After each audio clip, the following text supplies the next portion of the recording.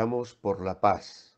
Levántate, Señor, no se fortalezca el ser humano, sean juzgadas las naciones delante de ti. Muy buenos días, queridos hermanos. Quiero agradeceros el que hayáis estado orando por nosotros. Creo que la mayoría ya sabéis que el COVID volvió a afectarnos en una forma muy leve, solamente algo atascado y con la garganta un poco tomada, pero de momento los síntomas llegan nada más que hasta allí.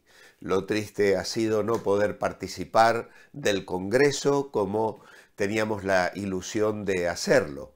Pero como muchos de vosotros, hemos disfrutado desde casa a través de YouTube alguna de las reuniones, de los mensajes, y la verdad es que nuestro corazón está lleno de gratitud al Señor por las maravillosas bendiciones que ha derramado entre los hermanos allí en Toledo.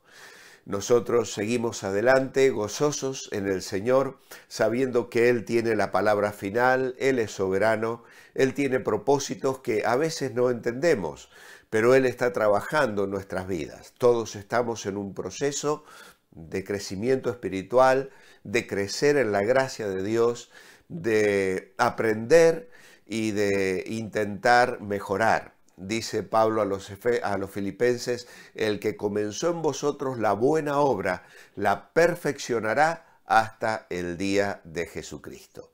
Y en este caso nos inclinamos a la voluntad de Dios y reconocemos su cuidado, su soberanía y sus buenos propósitos para con cada una de nuestras vidas.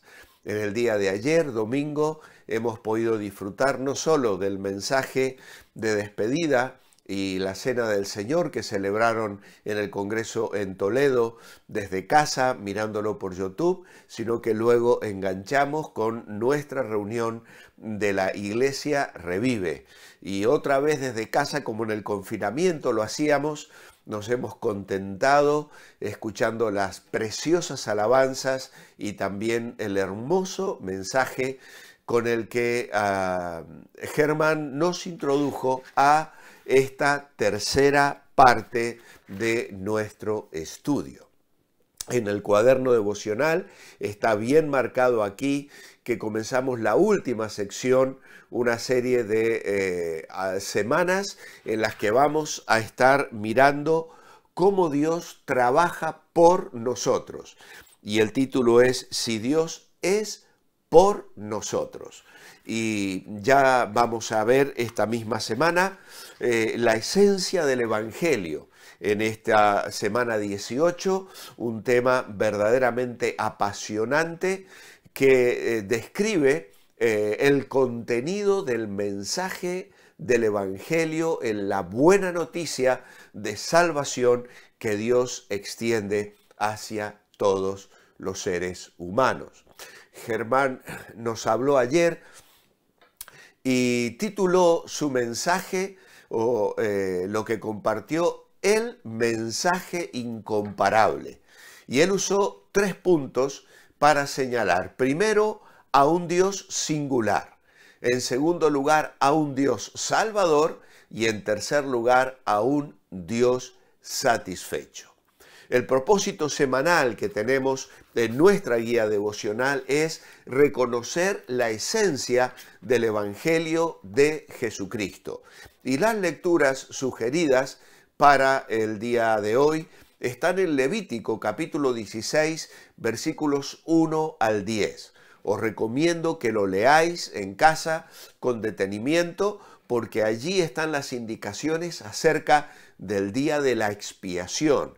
Es un momento trascendental, único en la vida del pueblo de Israel, donde el sumo sacerdote entraba en el lugar santísimo, donde se sacrificaban una serie de animales, algunos cuya sangre se derramaba en el altar y otro que debía ser liberado en el desierto como símbolo de alejamiento y de la salida de cómo Dios quitaba el pecado de su pueblo. Más tarde Hebreos aplicará esto hacia el Señor que padeció fuera de la puerta, llevando sobre sí nuestros pecados.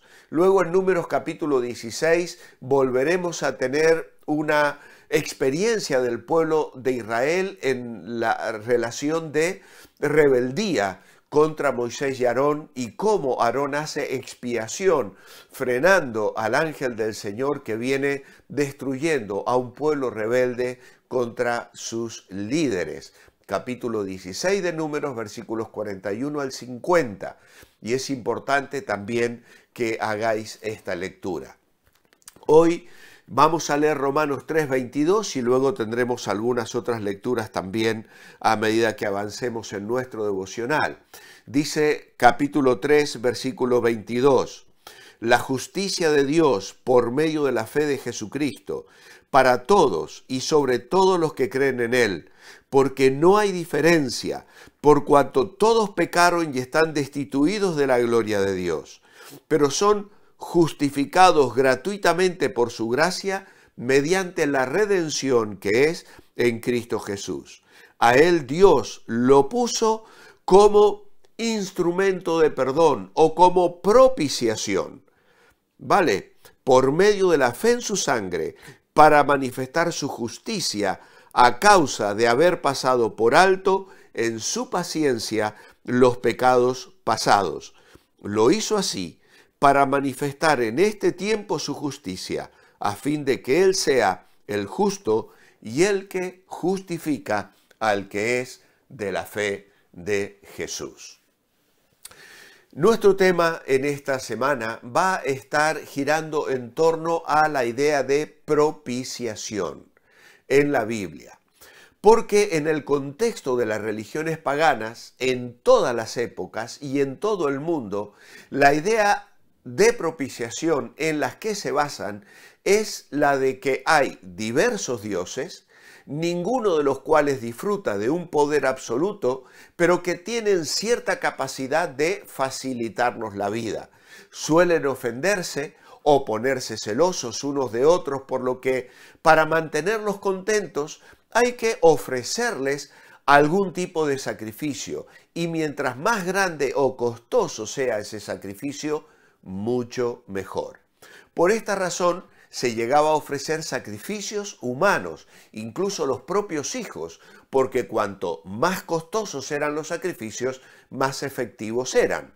Si bien la Biblia nos saca por completo de ese mundo que es la religión pagana, como una distorsión monstruosa de la verdad, y nos presenta un Dios real y verdadero, fuente de toda verdad, bondad y justicia. La idea de propiciación mediante el sacrificio recorre toda la Escritura de principio a fin.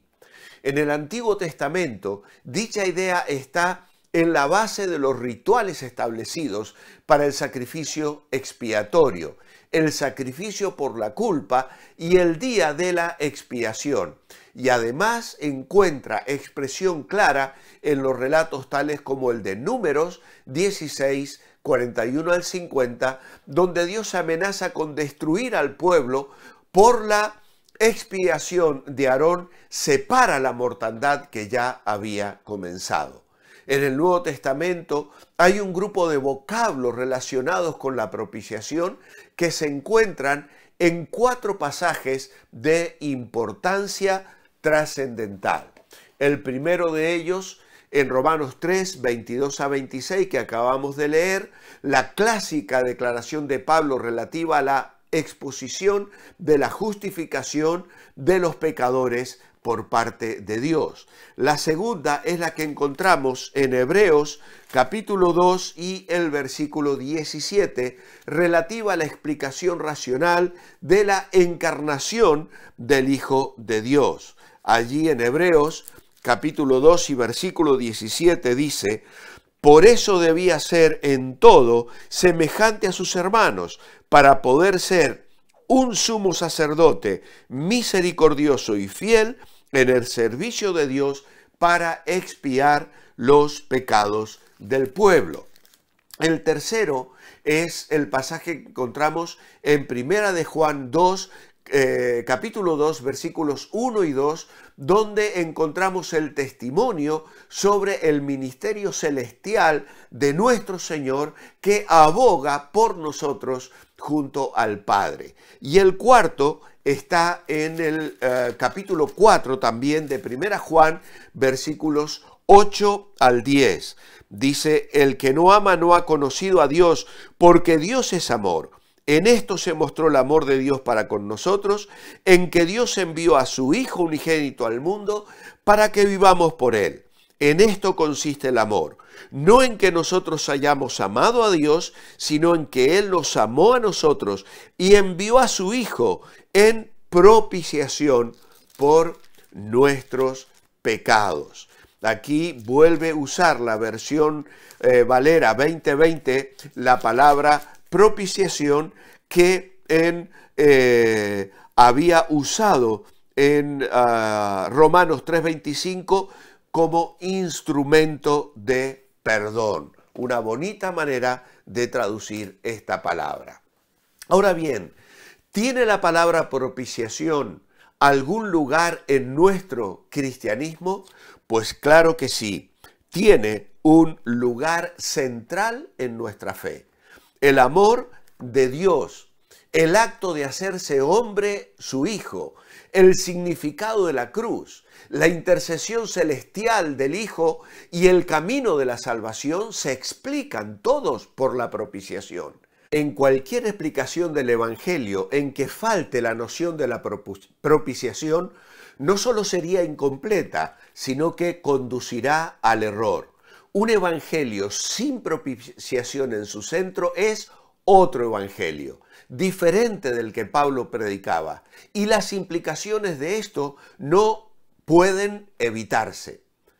¿Hay alguna diferencia entre expiación y propiciación?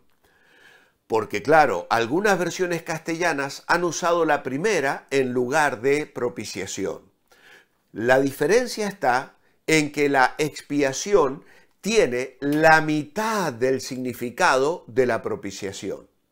La expiación es una acción que tiene como objeto el pecado.